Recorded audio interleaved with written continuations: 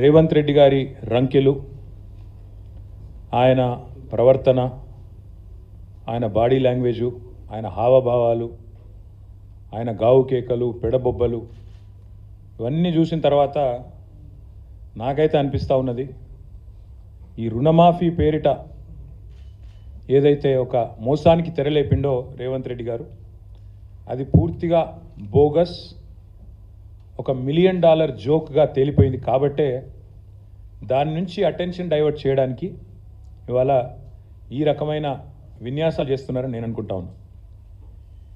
Revanth Reddy Congress party చెప్పిన ఈ రుణమాఫీ ఏదైతే ఉందో ఇది స్వతంత్ర భారత చరిత్రలోనే అతిపెద్ద ద్రోహం రైతులకి.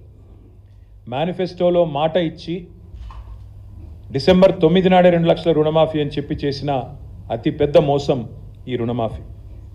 ఒక దారుణమైన దగ, ఒక మాయ, రైతన్నలతో ఒక క్రూరమైన పరిహాసం ఆడిన మరి పరిస్థితి ఈరోజు కాంగ్రెస్ పార్టీది. ఒక మాటలో చెప్పాలంటే అడ్డగోలు ఆంక్షలు, అర్థం లేని షరతులు, కొర్రీలు, కూతలు, కోతలు, మొత్తంగా చెప్పినట్టయితే అన్నదాతలను నిండా ముంచిన పరిస్థితి ఈ రుణమాఫీ ద్వారా. అర్హులైన రైతుల్లో కనీస సగం మంది కూడా కాలేదు. ఇక్కడ మొదటి విషయం మీకు చెప్పాల్సింది, రుణమాఫీ అని ప్రతిపాదన పెట్టినాడు ఇది ఎక్కడ స్టార్ట్ అయింది స్టోరీ? ఇది రేవంత్ రెడ్డి గారు కాంగ్రెస్ పార్టీ ఎన్నికలకు ముందు ఏం చెప్పారు? డిసెంబర్ 9 నాడు, వీడియో మీరు అందరూ చూసే ఉంటారు, మళ్ళీ చూపెట్టి నేను మీకు బోర్ చేయను, సోషల్ మీడియా అంతా తెలుసు. డిసెంబర్ 9 నాడు ఒకటే రోజు ఒకటే సంతకంతో అర్జెంటుగా 2 లక్షల రుణమాఫీ చేస్తా అని చెప్పింది రేవంత్ రెడ్డి. ఒకే సంతకంతో, సింగిల్ స్ట్రోక్లో. రెండో మాట ఏమన్నారు ఆయన? నిన్న మొన్నటిదాకా కేసీఆర్ గారు ₹1,00,000 రుణమాఫీ ఏదైతే చేసినారో ఆ రుణమాఫీ పొందిన వాళ్ళు కూడా మీరు అర్జెంటుగా బ్యాంకుకు పోండి, వెంటనే 2 లక్షలు తెచ్చుకోండి, నేను వస్తున్నా, డిసెంబర్ 9 నాడు రుణమాఫీ చేస్తున్నా అని చెప్పిందే రేవంత్ రెడ్డి గారు.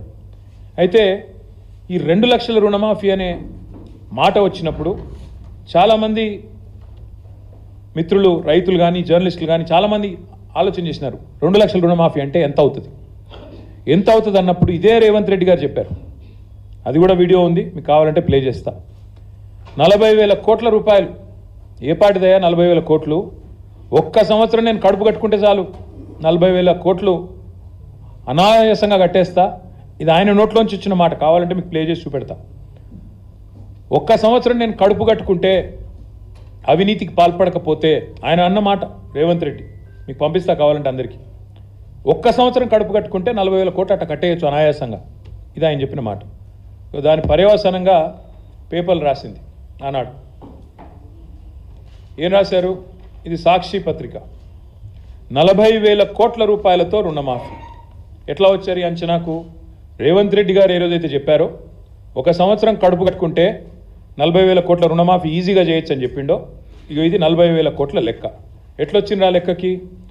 సీఎం చెప్పారు, మొత్తంగా ఎన్నికల వేళ ఏమేం చెప్పిండ్రో అవన్నీ లెక్కలేసి చాలా వివరంగా క్రోడీకరించి పెట్టిండ్రు 40,000 కోట్లను. సరే, మరొక పత్రిక ఏం చేసింది? 40,000 కాదు 35,000 కోట్లు అవుతుంది అని చెప్పి ఈనాడు పత్రిక. ఇక్కడ సాక్షి రాస్తే మళ్ళీ సాక్షి రాసింది వాళ్ళకి ఏదో ఎజెండా ఉందంటారు, అందుకే ఈ పత్రిక కూడా వచ్చిన. ఈనాడు పత్రిక వీళ్ళు ఏమన్నారు? 40,000 కాదు 35,000 కోట్లు అవుతుంది. 35,000 కోట్లు ఎట్లా? సో రేవంత్ చెప్పిందేమో 40,000 కోట్లని, దానికి ఆధారంగా ఒక పత్రిక రాస్తే తర్వాత 35,000 కోట్ల సేకరణ ఎట్లా అని చెప్పి కసరత్తు జరుగుతోంది అంటూ ఈనాడు పత్రిక రాసిన మాట. తదనంతరం మళ్ళీ కొద్ది కాలం కాగానే మరి జూలై మాసం రాగానే లెక్క మారింది. ఎలక్షన్ అయిపోయింది, లెక్క మారింది. 40,000 కోట్లు పోయింది, 35,000 కోట్లు పోయింది, లెక్క మారింది. 31,000 కోట్లతోనే రుణమాఫీ అని క్యాబినెట్ తీర్మానం చేసింది అని పత్రికలు రాసినాయి. అది కూడా పత్రికలు రాయడంతో పాటు ముఖ్యమంత్రి గారు కూడా ట్వీట్ చేశారు. ఏమని? మా క్యాబినెట్ రైతులకు ఇచ్చిన మాట ప్రకారం 31,000 కోట్లు మాఫీ చేయాలని నిర్ణయం తీసుకున్నాము, ఇది క్యాబినెట్ తీర్మానం అని తెలంగాణ చీఫ్ మినిస్టర్స్ ఆఫీస్ నుంచి అఫీషియల్ హ్యాండిల్ నుంచి వారు చేసిన ట్వీట్. అంటే పచ్చి మోసము, దగా అని ఎందుకంటున్నా అంటే, ఎన్నికలకు ముందేమో ప్రతి రైతుకు రుణమాఫీ చేస్తా, ప్రతి రైతు అర్హుడే, రేషన్ కార్డు నిబంధన లేదు, ఇన్కమ్ ట్యాక్స్ నిబంధన లేదు, ఏ షరతులు లేవు, అందరికీ అన్ని. ఎన్నికలు అయిపోగానే కొందరికే కొన్ని, కొరీలు పెట్టడం, ఆంక్షలు పెట్టడం, కోతలు పెట్టడం. ఎన్ని మాటలు అన్నారు అన్నాడు. రుణం తీసుకున్న ప్రతి ఒక్కరూ అర్హుడే. రుణం కనుక మీరు తీసుకోకపోతే అర్జెంటుగా తెచ్చుకోండి, పరుగున బ్యాంకు పోండి, తెచ్చుకొని 2 లక్షలు తెచ్చుకోండి, నేను చేస్తా అన్నారు. కానీ వాస్తవం ఏంటి ఈరోజు? ఇవాళ వాస్తవం ఏంటి అంటే, ఈరోజు పేపర్లు ఇది రాస్తున్నాయి. ఇది మా పరకాల, మా ఎక్స్ఎమ్మెల్యే ధర్మారెడ్డి గారు ఇక్కడ ఉన్నారు. పరకాల నుంచి ధర్మారెడ్డి గారు తెచ్చింది ఇది, అక్కడి లోకల్ పత్రిక. మేము కూడా ఉన్నామని మమ్మల్ని గుర్తించండి అంటూ అదే ఈనాడు పేపర్ మళ్ళీ ఒక పెద్ద రైటర్, మమ్మల్ని గుర్తించట్లేదు, ఆంక్షలు పెట్టి కట్ చేస్తున్నారు అంటూ వాళ్ళ బాధలు, రైతుల ఫోటోలతో సహా బాదావత్ కిరణ్ కుమార్, ఇంకా చాలామంది వివరాలు, ఎంతమందికి అయింది రుణమాఫీ, ఇంకెంతమందికి కాలేదు అంటూ మేమున్నామని గుర్తించండి అంటూ రైతులు ఒకవైపు ఇట్లా వాపోతున్నారు.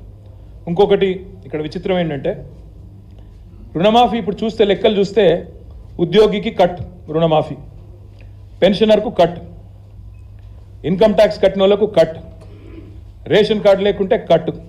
ఇవన్నీ చెప్పినరా ముందు? ఏవీ లేదు. అప్పుడు 40,000 కోట్లు, ఇప్పుడేమో మొత్తం కటింగ్ల మాస్టర్ లాగా.